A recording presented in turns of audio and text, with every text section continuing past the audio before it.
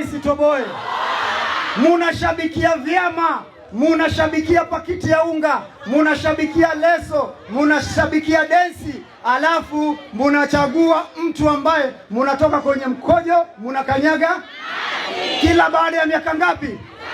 Hiyo ndio Mohamed Ali anasema chizi karogwa tena. Si namna hiyo? Kwa sababu hamtaki kuchagua kama wengine.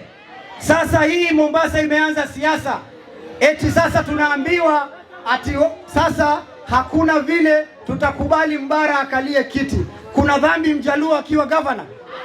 Kuna dhambi Mkamba akiwa gavana? Kuna dhambi Masai akiwa gavana? Kuna dhambi Mkikuyu akiwa gavana? Sasa hiyo ndio siasa inaanza kuchezwa. Ati yule Mohamed Ali ameanza kutamani vitu ambazo hafai kutamani. Mimi nawaambia watulize boli, siendi popote, tutabanana papa hapa. Si namna hiyo? Na wasinitisha mimi, kwa sababu hapa hii mji ni city ya pili Kenya. Hii mji iko na kila aina ya Wakenya, iko na kila kabila, kila tabaka, kila dini, na kila mmoja ana haki ya kuishi na kufanya kazi hapa. Si namna hiyo? Si wewe mmesikia wakianza siasa sijui ya wanati?